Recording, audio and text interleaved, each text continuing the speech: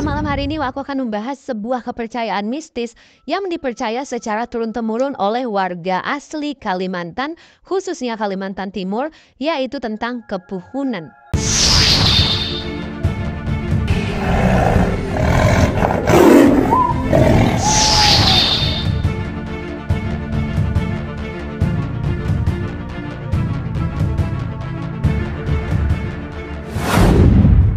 Jadi kepuhunan itu adalah sebuah malapetaka yang konon katanya akan menimpa seseorang setelah dia menolak untuk memakan atau meminum suguhan yang diberikan oleh warga asli Kalimantan. Dan gampang aku kasih contoh lah ya. Jadi misalnya kalian sedang bermain di sebuah desa di sana. Nah di desa itu kalian lagi disuguhi hidangan tuh sama warga asli situ kan. Nah waktu disuguhi ini kalian wajib mencicipi makanan itu meskipun cuma ditempel di mulut aja. Meskipun cuma dicolet aja kayak gitu. Kenapa? Agar kalian tidak mengalami petaka yang membahayakan nyawa kalian kalau misalnya kalian menolak gitu. Tapi selain menyangkut soal makanan, kepuhunan ini juga katanya bisa menimpa pada siapa saja yang berani melanggar aturan-aturan yang dipercaya secara turun-temurun oleh warga asli Kalimantan. Seperti kisah yang akan aku ceritakan malam ini. Jadi sebenarnya kedua orang tuanya Dina ini bukan orang asli Kalimantan, Bapaknya berasal dari Madura, sedangkan ibunya berasal dari Malang, Jawa Timur. Sejak dulu orang tuanya Dina ini sudah merantau ke tanah Kalimantan, tepatnya di Samarinda.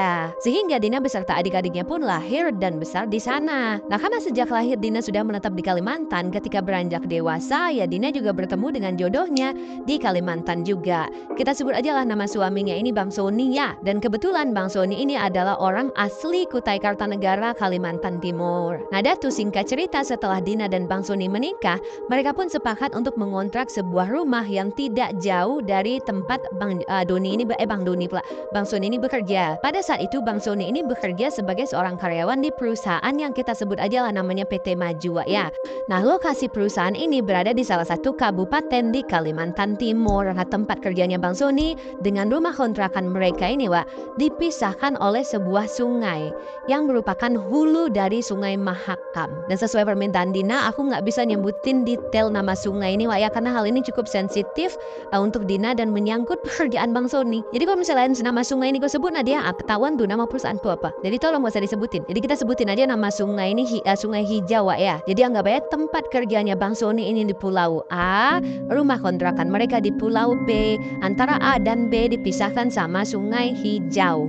Ya, dan untuk menuju ke tempat kerjanya ini Bang Soni harus menyeberangi Sungai Hijau dengan menggunakan perahu ataupun sampan selama kurang lebih 20 menit perjalanan. Karena memang hanya sungai itu salah satu akses untuk bisa menuju ke tempat kerjanya Bang Soni. Gak ada jembatan, gak ada apa, harus lewat perahu atau nggak pakai sampan. Nah kayak gitulah. Selain menjadi satu-satunya akses Sungai Hijau ini ternyata juga dianggap cukup sakral oleh masyarakat setempat, kata Dina. Saking sakralnya warga di sana tuh punya semacam kepercayaan gitulah, dimana warga pendatang atau warga perantau atau warga baru yang bukan asli daerah itu disarankan untuk mengucapkan permisi atau juga meminum air yang berasal dari Sungai Hijau itu. Dan setelah mengetahui mitos itu, Dina pun selalu berucap permisi dalam hati setiap kali melintas di Sungai Hijau, sehingga Dina juga sama sekali belum pernah nih mengalami gangguan atau kejadian yang aneh-aneh pertama-tamanya memang. Tetapi pada suatu hari adalah ini sebuah kejadian tragis yang menimpa dua warga pendatang lainnya. Dina salah satu saksinya dan Bang Soni salah satu yang terlibat di situ. Apa yang terjadi? Masuk. Nah jadi ceritanya pada suatu hari Dina ini sedang berbahagia karena hari itu dia tuh berulang tahun. Dina yang pada saat itu mengantar Bang Soni ke dermaga atau ke pelabuhan untuk bekerja seperti biasa ini bilang, sayang hari ini kan aku ulang tahun, ayolah kita rayain kecil-kecilan ayam yuk kita pergi kemana kayak gitu, bosan pula aku di rumah, kata si Dina. Oh iya sayang, nanti malam kita makan-makan yuk ke kota, which is ya adalah ke kota lah gitu. Nanti abang usahakanlah pulang kerjanya lebih awal ya, kata Bang Soni. Terus bang ya nanti aku ketemu di rumah bang ya, kata iya betul, nanti gue cantik-cantik ya, kayak gitulah. Dah bang berangkat dulu ya, kata siapa ini, kata si Bang Soni kan. Setelah itu Bang Soni pun menyeberang sungai dengan menggunakan perahu. Hari itu berlalu sangat cepat sehingga tidak terasa waktu sudah menunjukkan pukul 6 sore. Nah di sore itu Nadia entah kenapa Dina ini merasa ada sesuatu yang gak biasanya. Cuaca sore hari itu panas sekali panas. Padahal langit lagi mendung-mendungnya. Sore kan harusnya nggak sepanas ini. Ini entah kenapa panas. Pun nengok atas langit mendung. Dina yang sedari tadi duduk di teras sambil menunggu Bang Sony pulang pun memutuskan untuk ya udahlah aku mandi aja lah dulu. Udah gerah kali ini tumben sore-sore ini panas ya kan. Nah, setelah mandi bukannya merasa segar, Wak, Dina ini justru merasa makin gerah lagi. Ngebatin lah Dina dalam hati kan, kok tumben lah gerah kali kan. Padahal udah jam segini loh. Ada apa-apa nggak ya ini gitu. Meskipun keheranan, Dina pun ya nggak begitu ambil pusing awak dan lanjut berwudu melaksanakan sholat maghrib. Nah, selesai sholat maghrib selesai, Wak, tiba-tiba handphonenya Dina berbunyi dan ternyata itu adalah chat dari suaminya Bang Sony. Bang Sony bilang, sayang, bentar ya, aku pulangnya agak telat. Soalnya aku nebeng perahu bareng temanku si Mufid sama Hamzah. Aku balik nebeng mereka yang kata Bang Sony, oh iya bang, nggak apa-apa, jangan malam-malam ya. Kata iya yang bentar lagi kok kami pulang katanya. Tapi Wak, setelah beberapa saat ditunggu, Bang Sony ini nggak kunjung balik juga, nggak nyampe-nyampe di rumah. Dina berusaha nelpon Bang Sony beberapa kali tapi nggak diangkat juga. Sampai jam menunjukkan pukul 8 malam, Bang Sony juga tetap nggak balik. Cemaslah Dina. Akhirnya Dina pun menelpon teman kerjanya Bang Sony yang memang dia kenal, tapi bukan yang dua teman yang bareng Bang Sony, Wah. Temannya Bang Sony yang lain. Dah ditelepon kan. Maaf bang, suamiku masih ada di kantor nggak ya? Kalau ya tolong bilang mas, saya nyariin katanya. Loh, Sony udah balik dari tadi kak sama si Mufid dan Hamzah, kata kawan ini. Oh gitu ya bang ya, jam berapa baliknya? Soalnya sampai sekarang belum pulang juga loh Bang Sony, katanya. Dari tadi kak, sebelum maghrib, mereka udah balik itu bertiga. Nah, mendengar jawaban ini, Dina makin cemas loh, Wak. Seharusnya pada saat itu Bang Sony sudah sampai di rumah nih, karena waktu tempuh dari kantornya nyebrang ke rumah tuh cuma paling 20 menit. Nah dia, di situ Dina berusaha lah kan menenangkan diri. Dia berpikir, oh mungkin Bang Sony mampir ke suatu tempat nih buat beliin aku surprise. Di kan hari spesial aku gitu kan dalam hati ya. Tapi habis itu aku pikir lagi nih dia, gak mungkin lah Bang Sony ini mampir kemana-mana. Orang area kantornya sama sekali gak ada toko, gak ada warung, gak ada mall kok, gak ada bangunan apapun selain hamparan kebun sawit. Mau mampir kemana dia? Menyadari hal itu cemas lagi lah si Dina. Kan dia terus tuh ngubungin suaminya tapi gak diangkat-angkat juga. Singkat cerita pada jam 9 malam, Wak, barulah ini Bang Sony balik bersama dengan kedua temannya tadi, Mufid sama Hamzah. Nengok suaminya balik agak marah lah ini kan Kak Dina nih. Abang nih gimana nih? Kan kita udah janjian makan-makan malah balik kok jam segini. Dari situlah Dina tahu dia bawa kawannya. Dan gak cuma bawa kawannya aja, Wak. Dina juga menyadari mereka bertiga ini muka pucat. Takutan. Kenapa kalian? Masuk dulu, masuk. Kenapa bang? Dina pun menyempatkan diri membuat teh sambil menyuruh mereka beristirahat sebentar. Setelah terlihat cukup tenang, Wak, barulah di situ Bang Sony menjelaskan ke istrinya Dina kalau mereka pulang terlambat karena malam itu mereka baru saja menyelamatkan seorang bapak-bapak di sungai. Jadi menurut cerita yang Bang Sony nih, Wak, ya, ini POV Bang Sony nih, ketika sedang menyeberang sungai dengan perahu itu, kebetulan waktu itu juga air sungai lagi surut, Wak. Hamzah, temannya Bang Sony yang memegang kemudi perahu, melihat ada seorang bapak-bapak yang berada di sungai, bukan di atas perahu, di sungai. Nah si bapak ini, Wak, dalam posisi berdiri di mana kepala dan dadanya ada di permukaan air. Sedangkan bagian pinggang ke bawahnya ada di dalam sungai. Jadi setengah menapung gitu, tapi berdiri ya. Setelah perahu yang Hamzah kemudikan ini semakin dekat, dia barulah menyadari bahwa bapak-bapak itu tampak seperti sedang kesulitan mengangkat badannya untuk naik ke tepi sungai. Jadi kakinya tuh macam kelihatan bergerak-gerak, Wak, macam orang mau berenang, tapi dia macam nggak nyampe-nyampe ke tepi gitu loh, nggak bergerak. Dan yang semakin membuat Hamzah terheran-heran adalah si bapak ini sama sekali nggak minta tolong sama mereka yang lagi lewat itu, enggak. Sehingga Hamzah yang awalnya berniat untuk menghampiri si bapak ini jadi diurungkan ya niatnya. Walah pasti bisa naik sendiri bapak itu, kalau memang nggak bisa pasti dia minta tolong sama kami, ya kan? Dan tuh Hamzah pun tetap tuh melanjutkan perahunya. Bapaknya masih tergoyang-goyang macam yang nggak bisa bergerak itu. Lewatlah Hamzah nih, gitu nah. Setelah cukup jauh, entah kenapa Hamzah merasa ada sesuatu yang janggal nih sama bapak-bapak tadi, sehingga dia pun tergerak hatinya untuk memutar balik si perahu ini dan mengecek keadaan bapak misterius tadi, Wak. Ini kayaknya dia nggak betul, udah balik lagi aku, kata si bapak, kata si Hamzah. Secara tiba-tiba Hamzah pun memutar kemudi perahunya. Di situ Bang Sony sama Mufid kaget nanya lah, Hamzah kenapa kau putar balik? Bukan kita mau pulang? Bentar lu, kayaknya ada orang yang tersangkut lah di sana, kata Hamzah. Nah Bang Sony sama Bang Mufid yang memang dari tadi nggak notice sama keberadaan bapak-bapak itu jawab, mana ada orang di sini? Udahlah pulang aja lah, yuk. Aku tahu sendiri kan di sini ini tempat apa nih. Dia kok memang betulan itu orang. Kalau bukan kita nanti yang celaka, wah, kata orang berdua nih. Enggak, bukan setan. Udahlah, kalian tenang aja lah. Aku yakin dia orang betulan tuh. Terjebak dia tuh, wah, kata si Hamzah. Nah, karena Hamzah tetap kekeh dengan pendirian ya, wah, mau tidak mau mereka berdua ngikutlah kemauan Hamzah. Kan perahu tuh juga perahu Hamzah. Dan mereka pun ngampirin lah si bapak-bapak. Udah sore dah agak gelap nih, wah ya. Nah, pada saat sudah mulai mendekat, wah, mereka bertiga melihat bahwa bapak-bapak itu dalam posisi memunggungi mereka, membelakangi mereka. Kebayang ya, Bang Sony yang dari tadi takut kalau dia ini bukan manusia akhirnya bertanya dengan suara lantang. Weh Pak, kenapa Pak? Ada apa Pak? Mendengar pertanyaan Bang Sony, bapak yang tadi membelakangi mereka, Wak, langsung menoleh ke belakang. Kayak gitu, ya Allah merinding, terbayang lagi sama Pasopranjip. Dan ternyata Wak memang betul, dia adalah seorang manusia nih, bukan setan, bukan hantu. Tepatnya seorang bapak-bapak yang kurang lebih berusia 40 tahunan Wak. Tapi bapak tuh pucat kali dan macam orang ketakutan gitu. Ini masih mengambang deh nih Wak ya, masih setengah badan deh di atas sungai tuh. Bapak tuh nengok tapi nggak ngerespon apa-apa Wak. Bang Sony nanya lagi, Pak, bapak orang mana Pak? Bapak tinggal di mana? Ngapain bapak di sini? Dengan suara gemetar Wak si bapak itu bilang, saya Adi, saya dari Makassar. Saya kerja di PT Indah, tolongin saya. Teman saya tadi kesangkut di situ, kata dia.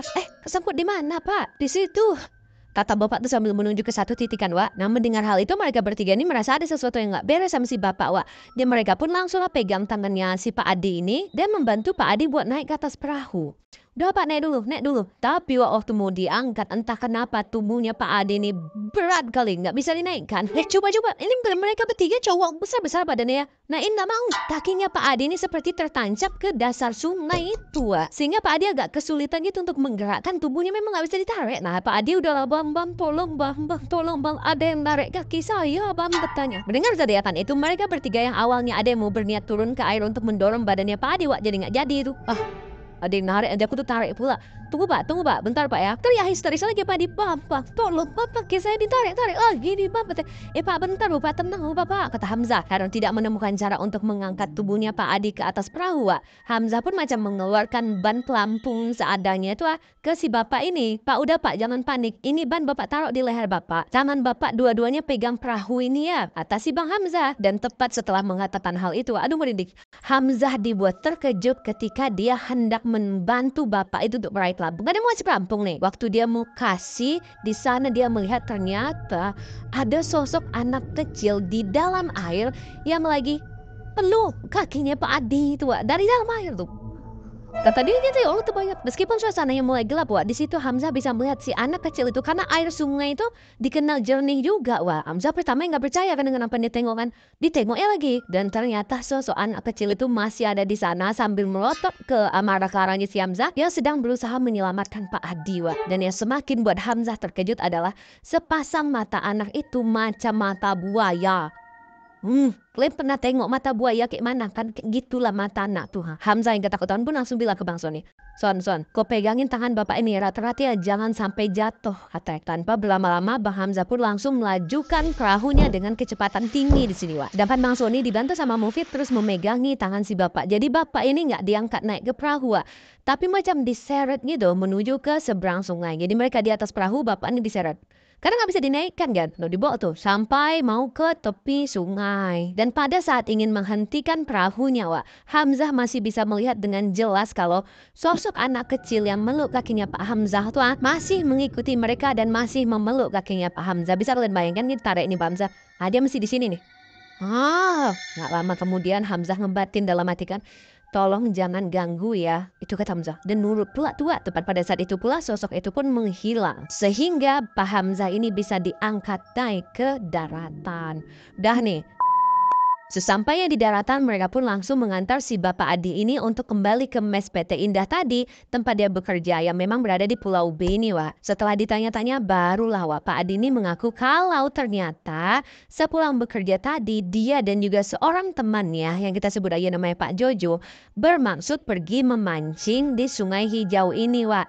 Dan FYI, Pak Adi sama Pak Jojo ini bukan warga asli kampung, Wak ya. Mereka berdua adalah pendatang. Menurut cerita atau kesaksian dari Pak Adi, Wak, Wak. Sore hari itu sepulang bekerja mereka ini bermaksud untuk pergi ke Sungai Hijau buat mancing. Sesampainya di tepi sungai itu Pak Jojo kawannya Pak Adi ini bilang, airnya lagi surut tuh ha. Kita berenang aja lah yuk sekalian sambil nyari ikan, kata Pak Jojo. Oh iya ya boleh. Kapan lagi kan kita berenang di sini mumpung airnya surut juga, kata Pak Adi. Dan itu berenanglah mereka berdua ini Wak di Sungai Hijau tuh. Pada saat itu Pak Jojo berenang sambil membawa sebuah jala Wak yang diikat di pergelangan tangannya. Pak Jojo terus berenang ke tengah dan juga diikuti sama Pak Adi teman yang di belakang ini. Nah setelah mereka berada tepat di tengah-tengah sungai itu, kan mereka udah mau ngambil ikan nih. Tiba-tiba saja mereka dibuat terkejut karena ternyata arus sungai yang semulanya tampak tenang dan surut itu tiba-tiba jadi deras Wak, jadi pasang. Buat gitu. Terseretlah tubuh mereka berdua nih. Mengalami kejadian yang sangat tiba-tiba ini, mereka pun langsung berusaha untuk menyelamatkan diri masing-masing dengan berenang ke tepian. Tapi sayangnya pas mereka berusaha untuk melepaskan diri dari pusaran arus ini, Wak, jala ikan yang dipegang, yang diikat di kaki pula di tangannya Pak Jojo ini, rupanya tersangkut ke batuan yang ada di dasar sungai. Sehingga apa? Pak Jojo pun ikut tersangkutlah di pusaran arus tuh. Nengok Pak Jojo yang kesulitan berenang, Pak Adi pun langsung nih, Wak, berenang kembali nih ke tengah itu buat menolong kawannya. Tapi pada saat sudah semakin mendekat buat nyelamatin kawannya ini ya, Pak Adi dibuat ketakutan ketika dia melihat ada sosok anak kecil yang memeluk kakinya Pak Jojo. Pak Adi juga tengok dan sosok itu juga lah yang kata Pak Adi menarik kakinya Pak Jojo ke bawah sungai itu sehingga secara perlahan-lahan macam mau ditenggelamkan Pak Adi itu hilang Pak Adi. Cuma hitungan detik Pak Jojo udah nggak nampak lagi di permukaan. Itulah tersyok kali ini apa sih Pak Adi itu. Di sanalah dia langsung berusaha untuk menyelamatkan diri dengan berenang ke tepian. Tapi itulah dia. Waktu dia mau balik ini di saat itulah kaki dia udah nggak bisa digerakin, matanya muncul setengah aja. Itulah baru nampak sama Bang Hamzah. Untung Bang Hamzah menyadari keberadaan Pak Adi ini kan dan berinisiatif menghampirinya sehingga Pak Adi bisa diselamatkan. Nah itulah tadi cerita Bang Suni sama Bang Hamzah di depannya Dina.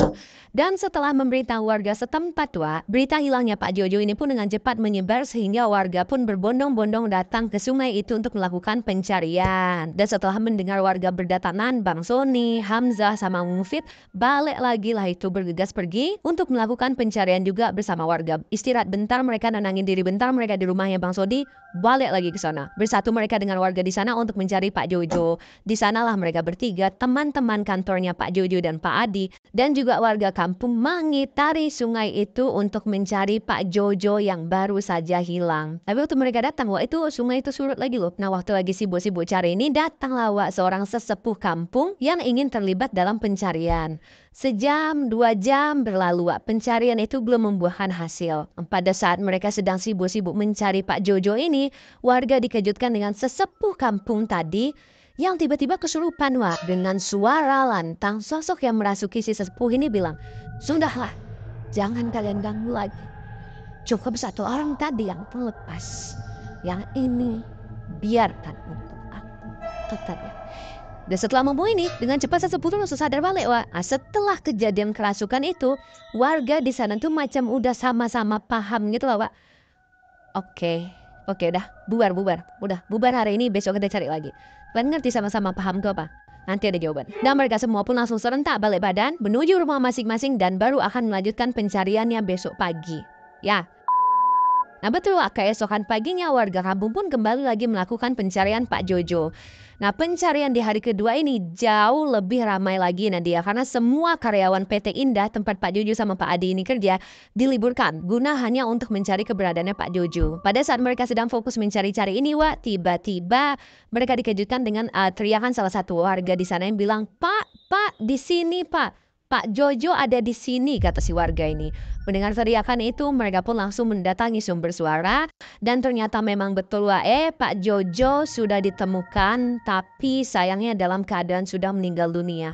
Jasadnya Pak Jojo ini katanya mengapung di atas permukaan air dengan posisi tertelungkup dan dalam kondisi yang sudah sangat mengenaskan katanya. Selain semua warga lega Pak Jojo sudah ditemukan, walaupun dalam keadaan seperti itu, penemuan jasad Pak Jojo ini justru juga membuat warga agak terheran-heran Kenapa?